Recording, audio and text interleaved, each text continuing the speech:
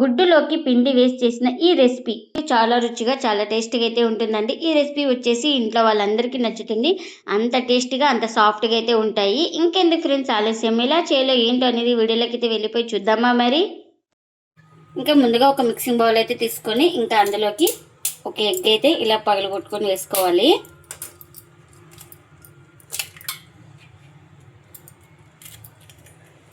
ఇంకా ఇప్పుడు ఇందులోకి ఒక కప్పు పిండి అయితే తీసుకున్నాను, కానీ ఫస్ట్ కొంచెం కొంచెం వేసుకుంటూ కలుపుకోవాలి. తక్కువ వస్తే మరొక పావు కప్పు అయితే వేసుకుందాము. ఇంకా ఒక కప్పులో కాస్త పిండిని అయితే తీసి పెట్టాను. ఇలా మొత్తం పిండి ఎగ్గు కలిసిపోయేలాగా బాగా కలుపుకోవాలి. ఇప్పుడు ఇందులోకి సాల్ట్ అయితే వేసుకోవాలి, రుచికి తగినంత. ఇంకా ఈ సాల్ట్ కూడా వేసుకొని మొత్తం ఇలా బాగా కలుపుకుందాం.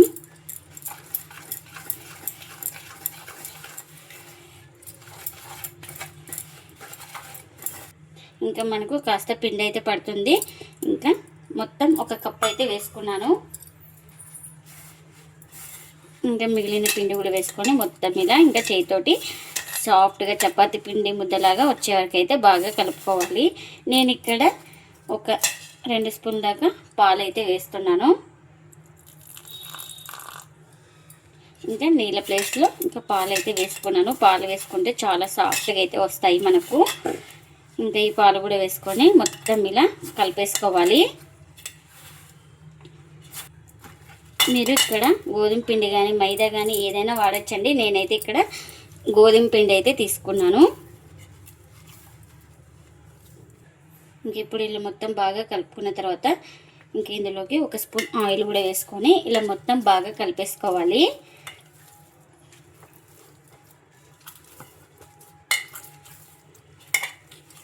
ఇంకా ఇలా మొత్తం బాగా కలుపుకున్న తర్వాత ఇంకా ప్లేట్ అయితే పెట్టుకొని ఒక 10 నిమిషాలు పక్కన పెట్టుకుంటే మనకు పిండి అనేది సాఫ్ట్గా నానుతుంది. ఇంకా ముందుగా ఒక బౌల్ అయితే తీసుకొని ఇంకా ఒక స్పూన్ మైదా అయితే వేసుకున్నాను.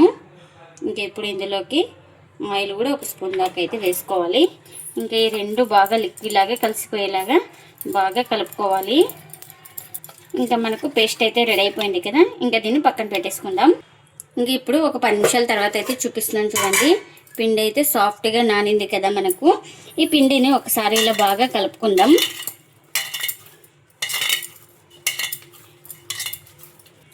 మనకు ఏ సైజ్ కావాలంటే ఆ సైజ్ పిండి ముద్దలు అయితే తీసుకోవాలి.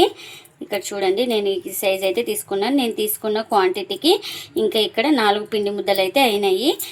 ఇంక ఇప్పుడు ఇలా ఎక్కడ క్రాక్స్ లేకుండా రౌండ్గా చుట్టుకోవాలి. చూడండి ఈ విధంగా. ఇంక ఈ విధంగా చుట్టుకున్న తర్వాత ఒక ప్లేట్లోకి అయితే తీసుకుంటున్నా. ఇంకెన్నైతే అన్నీ ఇలా చేసి పక్కన పెట్టేసుకోవాలి. ఇంకా మనం ఏ దాని మీద రుద్దుకుంటున్నామో దానికి ఇలా కాస్త ఆయిల్ అయితే అప్లై చేసుకోవాలి. ఇంకా ఇలా అప్లై చేసుకున్న తర్వాత ఒక పిండి ముద్దను తీసుకొని ఇంకిప్పుడు కర్ర సహాయంతో ఇలా రుద్దుకోవాలి. నేను ఇక్కడ చూపిస్తున్నాను కదా, ఈ విధంగా అయితే రుద్దుకోవాలి. ఎక్కువ పల్చాగా లేకుండా ఎక్కువ మందం లేకుండా ఇంకా మనం మీడియంగా అయితే రుద్దుకోవాలి. ఇంకా ఇలా రుద్దుకున్న తర్వాత ఇంకా ముందుగా పేస్ట్ అయితే ప్రిపేర్ అయితే చేసుకున్నాం కదా, ఆ పేస్ట్ని కాస్త వేసుకొని ఇంకా ఇలా మొత్తం అప్లై చేసుకోవాలి.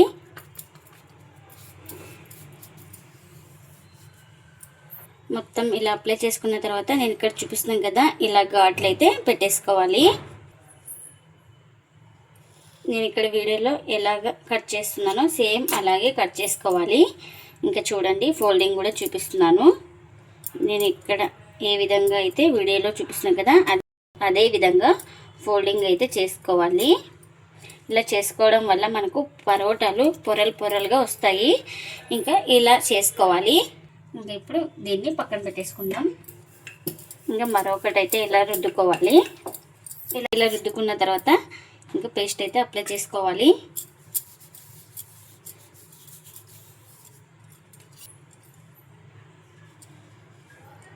ఇంకా ఇది కూడా సేమ్ ఇలానే కట్ చేసుకోవాలి. ఇలా కట్ చేసుకున్న తర్వాత ఫోల్డింగ్ కూడా చేసుకోవాలి.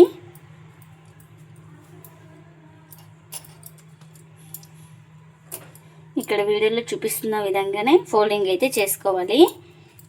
ఇంకా ఎన్ని అయితే అన్నీ ఇలానే చేసుకోవాలి. ఇంకా ఇలా చేసుకున్న తర్వాత ఒక పిండి ముద్ద అయితే తీసుకొని ఇప్పుడు దీన్ని రుద్దుకోవాలి. మనకు ఒక షేప్ అంటూ ఏం లేదు,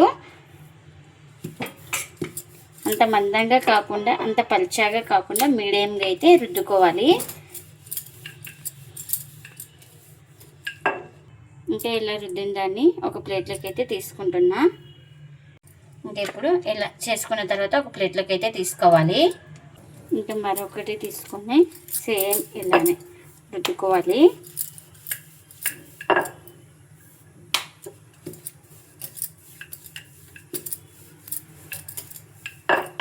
చూడండి ఇంకా ఎన్ని అయితే అన్నీ ఇలానే రుద్దుకోవాలి. ఇక్కడ చూడండి ఇంకా మీడియంగా అయితే రుద్దుకోవాలి. ఇంకా ఈ పరోటా కాల్చుకోవడానికి పెన్నం కూడా పెట్టుకున్నాను. పెన్నం కూడా హీట్ అయింది. ఇంకా ఇలా పరోటా ఒక సైడ్ కాలిన తర్వాత మరోవైపుకి అయితే టర్న్ చేసుకోవాలి.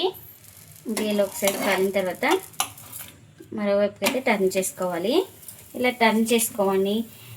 మీకు ఆయిల్ ఇష్టం ఉంటే ఆయిల్ వేసుకోండి, లేదంటే ఆయిల్ ప్లేస్లో బటర్ కానీ గీ కానీ ఏదైనా అప్లై చేసుకోవచ్చు.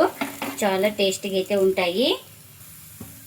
ఇంకా చూడండి పరోటాలు అయితే ఎలా పొంగుతున్నాయో, బాగా పొంగుతూ సాఫ్ట్గా ఉంటాయండి ఈ పరోటాలు అయితే. ఇంకా ఈ పరోటాలని అటు ఇటు తిప్పుకుంటూ బాగా కాల్చుకోవాలి. అప్పుడే మనకు లోపల దాకా బాగా కాలుతుంది. చూడండి ఎలా పొంగుతున్నాయో, సూపర్ పొంగుతాయండి, చాలా టేస్టీగా అయితే ఉంటాయి. ఇంకా రెండు వైపులు అయితే బాగా కాల్చుకున్నాను కదా, ఇదైతే రెడీ అయిపోయింది. ఇంకా ఇలా రెడీ అయిపోయిన తర్వాత ఒక ప్లేట్లోకి అయితే తీసుకుంటున్నా. అంటే ఇప్పుడు మరొకటి అయితే వేస్తున్నాను. ఇంకా ఈ పరోటా కూడా ఒక సైడ్ కాలిన తర్వాత అయితే మరోవైపుకి అయితే టర్న్ చేసుకోవాలి.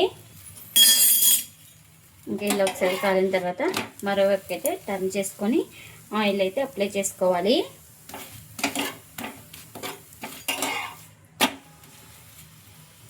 ఇంకా ఇక్కడ ఆయిల్ లేకుండా కూడా కాల్చుకోవచ్చండి, మీ ఇష్టం.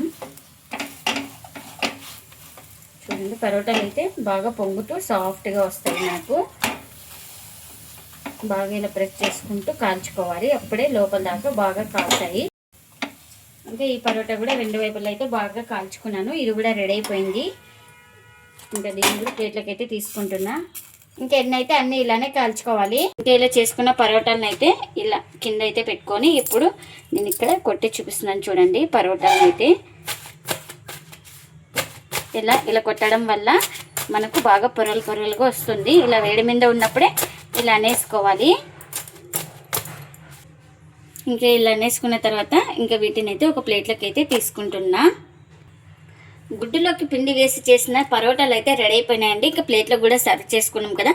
ఇంకా ఈ రెసిపీ వచ్చేసి ఇంట్లో వాళ్ళందరికీ నచ్చుతుంది అండి, అంత టేస్టీగా అయితే ఉంటాయి. ఇంకా మనం ఈ పరోటాలోకి వెజ్ కానీ నాన్ వెజ్ కానీ ఏదైనా సర్వ్ చేసుకోవచ్చు, చాలా టేస్టీగా అయితే ఉంటాయి. ఇంకా ఇక్కడ చూపిస్తాను చూడండి, లేయర్గా వస్తుంది పరోటా అనేది. చూడండి మీకు చూపిస్తున్నాను చూడండి ఇక్కడైతే పిండి లేదు. బాగా మనకు ఇలా అనేసుకుంటే చేసుకున్న తర్వాత హోటల్ స్టైల్ లాగే ఉంటాయండి పరోటాలు అయితే. ఇంట్లోనే చాలా ఈజీగా చేసుకోవచ్చు, చాలా టేస్టీగా అయితే ఉంటాయి. మీరు కూడా తప్పకుండా ఒకసారి ఇలా ట్రై చేసి మీకు ఎలా వచ్చిందో కామెంట్ అయితే చేయండి ఫ్రెండ్స్. ఇదండి ఇవాళ వీడియో. ఈ వీడియో కనుక నచ్చితే ప్లీజ్ లైక్ చేయండి, షేర్ చేయండి, కామెంట్ చేయండి, అలాగే లైక్ చేసి సపోర్ట్ చేయండి friends. Thanks for watching. Bye bye.